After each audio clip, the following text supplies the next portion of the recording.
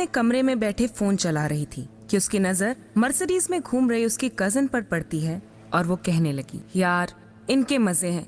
न जाने क्या सोचकर मेरे पापा ने मेरी शादी इस 9 to 5 जॉब करने वाले आहान से करा दी। ये सुनकर आहान को बहुत बुरा लगता है और वो ऑफिस की जगह कार के शोरूम पहुंच जाता है। मुझे इस शोरूम की सबसे महंगी कार दिखाओ। भाई क्या मजाक कर रहे हो? तुम्हें देखकर तो लगता है जैसे कि साइकिल भी तुम इंस्टॉलमेंट में लोगे। जैसे ही उसने कार्ड स्वाइप करने के लिए हाथ आगे बढ़ाया तो उसकी नजर उस कार्ड पर लिखे उस नाम पर पड़ी और कांपती आवाज में कहने लगा, आहान सर आप यहाँ? आखिर कौन था ये आहान सिंह रायजादा और क्यों वो इतनी सिंपल जिंदगी जी रहा था? क्या होगा जब शनाया को पता चलेगा आहान की सच्चाई का? कार के शोरूम से आहान जैसे ही ऑफिस के लिए निकला तो उसने मोबाइल स्क्रीन पर देखा तो शगुन का फोन था। शगुन आहान की बीवी शनाया की कजन थी जो हमेशा ही आहान को नीचा दिखाती थी। क्या बात है जीजा जी, फोन नहीं उठा रहे हैं आप? अरे नहीं शगुन, मैं खैर ये सब छोड़ो, मेरा एक काम है। साहू ज्वेलर्स के पास मेरा एक नेकलेस पड़ा हुआ है, उसे लेकर तुरंत यहाँ आ जाइए। शगुन मुझे बैंक जाना है। अरे जीजा जी, ये बैंक जाने का तेवर आप किसको दिखा रहे हैं? पलना तो आपको हमारे टुकड़ों पर ही है, इसलिए ये बहाना बनाना छोड़िए और तुरंत ही यहाँ नेकलेस लेकर आ जाइए। और हाँ, वहाँ पे ज्वेलर्स आपको 30,000 रुपए भी देगा और उसमें से 1 रुपया भी गायब ना करवाना। देखो शगुन, एक बात तो यह है कि मैंने कभी चोरी नहीं की और दूसरी बात यह है ना कि तुम्हें मुझ पर अगर भरोसा नहीं ना तो तुम ये काम अपने किसी नौकर से क्यों नहीं करवाती? अरे जीजा जी, आप ये बात कब समझेंगे कि आपको इस घर में बोलने की इजाजत नहीं है और आप तुरंत यहाँ आ जाइए। इतना कहकर शगुन ने फोन काट दिया। आहान अपने मोबाइल को इस तरह घूर कर देखने लगा जैसे वो दुनिया की सबसे मनहूस चीज हो। आहान ज्वेलर के यहाँ से वापस घर आया जहाँ उसके लिए एक नई मुसीबत इंतजार कर रही थी। उसने सामने देखा तो उसकी सास यामिनी गिल अपने कुछ सहेलियों के साथ रमी पार्टी में व्यस्त थी। आहान उस तरफ से निकला ही था जब यामिनी जी की नजर उस पर पड़ गई। उन्होंने आहान को पुकारा, आहान यहाँ आओ जरा। आहान ने जैसे ही यामिनी जी की आवाज सुनी वो ठिठक गया। वो समझ गया कि अब कोई ना कोई नया बवाल होने वाला है। इनकी चप्पल टूट गई है, जाओ रिपेयर करवा लो और हाँ टाइम से आना वापस, क्योंकि उन्हें घर निकलना है। अरे यामिनी, तुम अपने दामाद से चप्पल बनवाने के लिए कह रही हो?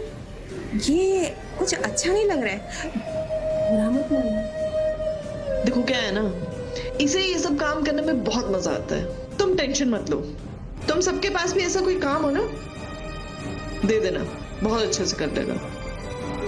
टूटी चप्पलें नहीं ठीक करवाएगा तो और क्या करेगा? काम धंधा तो करता है नहीं। पता नहीं कहाँ से मेरी बेटी के पल्ले पड़ गया है निठल्ला। यामिनी जी ने जैसे ही अपनी बात पूरी की, उनकी सहेली ने आहान को उसकी टूटी हुई सैंडल की स्ट्रिप दिखाकर कहा, देखो बस इतना सही है, ये लो। इतना कहते हुए उन्होंने अपना सैंडल आहान के हाथों में पकड़ा दिया। आहान सर झुकाए उस सैंडल की तरफ देखने लगा। ना चाहते हुए भी आहान को ये काम करना पड़ रहा था और तभी उसकी बीवी शनाया का मैसेज आया। क्या आप मुझे ऑफिस लेने आ सकते हो? कुछ काम है अर्जेंट। ये मैसेज पढ़ते ही आहान के होठों पर स्माइल आ गई। वो अपने फोन के स्क्रीन पर लगी शनाया की तस्वीर देखकर मन में ही बोला, इतनी बेइज्जती के बाद भी अगर मैं इस घर में टिका हुआ हूँ तो सिर्फ इसलिए शनाया क्योंकि मैं आपको खोना नहीं चाहता। लेकिन ये सब भी अब ज्यादा दिन चलने नहीं दूंगा मैं। इतना सोचकर आहान ने बाइक स्टार्ट की और अब गिल कंस्ट्रक्शन के ऑफिस की तरफ निकल पड़ा। रास्ते में आहान को एक फूलों की दुकान दिखी। कुछ सोचकर उसने बाइक रोकी और अपना पर्स निकालकर देखने लगा। उसमें सिर्फ 500 का एक नोट पड़ा हुआ था। पैसे तो कम है पर कोई बात नहीं शना, आपके लिए तो इतना भी कम है। भैया एक अच्छा सा बुके बनाओ। और फिर उस पैसों से आहान ने शनाया के लिए फूलों का वो बुके ले लिया। उसने घूरकर उस सैंडल की तरफ देखा और कहा, सॉरी आंटी, आपका काम नहीं हो पाएगा। Thank you. आज वो पहली बार गिल कंस्ट्रक्शन के ऑफिस जा रहा था जो कंपनी गिल खानदान की थी।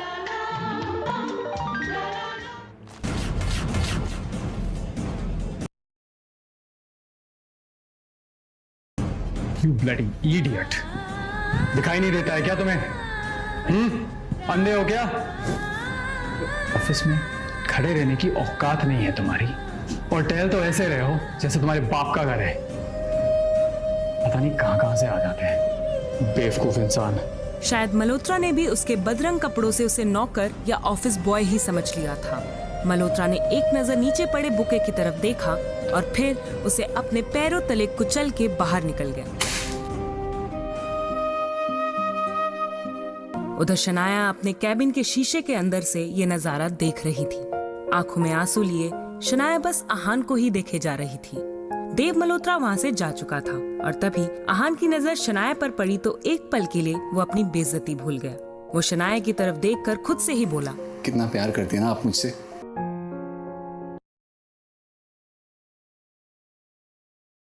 वो शनाया की तरफ बढ़ा और उसके आंसू पोंछते हुए बोला, शनाया अब जाने भी दो ना, आप क्यों टेंशन ले रही? जो भी कुछ हुआ मेरे साथ हुआ, जो बीत गई ना। दूर हटिए मुझसे, दूर हटिए मुझसे, दूर हटिए मुझसे। चले क्यों नहीं जाते हो मेरी जिंदगी से? नर्क बना रखी है मेरी जिंदगी। अरे पति नहीं हो आप, मेरे पापों की सजा हो आप मेरे लिए। आखिर चाहते क्या हो आप? मेरे पापा ने मेरी शादी आपसे जबरदस्ती करवाई है और उस गलती की सजा मैं आज तक झेल रही हूं। आप मेरे काबिल कभी नहीं थे। मुझे तो आज भी आपको अपना पति कहते हुए शर्म आती है। वो तो आज ड्राइवर नहीं था, इसलिए मैंने आपको बुलाया। पर मुझे क्या पता था कि मेरा महान पति इस लायक भी नहीं है। आज यहां आकर आपने मेरे इतने पुराने क्लाइंट मिस्टर मल्होत्रा को भी नाराज कर दिया। जहां भी जाती हूं, सिवाय बेइज्जती के आप मुझे कुछ नहीं दे सकते। सिर्फ एक बदनुमा धब्बा बन के रह गए हो आप मेरी जिंदगी पर। सिर्फ एक धब्बा। इतना कहकर शनाया कैबिन से बाहर निकल गई। आहान उसके पीछे दौड़ा। मल्होत्रा पहले से ही शनाया का इंतजार कर रहा था। फिर आहान के सामने ही शनाया अपने क्लाइंट मल्होत्रा के कार में बैठी और बिजनेस के सिलसिले में वहां से चली गई।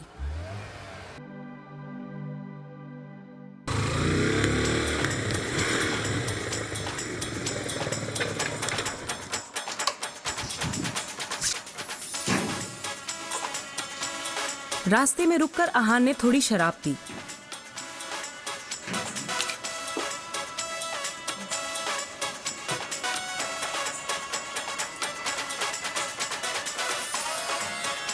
रात काफी हो गई थी। वो दुखी था।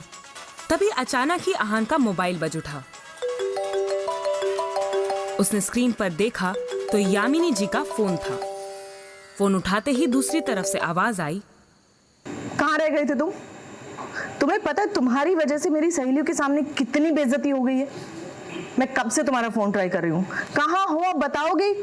मैं बस शनाया को लेने गया था तो उसका फोन। शनाया को फोन दो, उसका भी फोन नहीं लग रहा है कब से। इतना सुनते ही आहान का सारा नशा गायब हो गया। वो चौंक कर अपनी सास यामिनी जी से बोला, शनाया तो मेरे साथ नहीं है, लेने गया था पर वो अपने क्लाइंट के साथ चली गई। क्या तुम्हारा दिमाग खराब है? इतनी रात हो गई और वो किसी क्लाइंट के साथ चली गई? जरूर तुमने ही कुछ गड़बड़ की होगी, तभी वो तुम्हें छोड़ के चली गई है। तुम अच्छे दामाद तो बन नहीं सकते हो, कम से कम अच्छे पति बन जाओ। अब जाओ, जाकर ढूंढो उसे। माँ जी। इतना कहकर यामिनी जी ने फोन काट दिया। माँ जी। आहान ने शनाया का नंबर डायल किया तो वो नहीं लग रहा था। कहाँ होगी शनाया इतनी देर रात? क्या आहान शनाया को ढूंढ पाएगा? क्या आहान उसके साथ कुछ गलत होने से रोक पाएगा? ये तो अगला एपिसोड सुनकर ही पता चलेगा।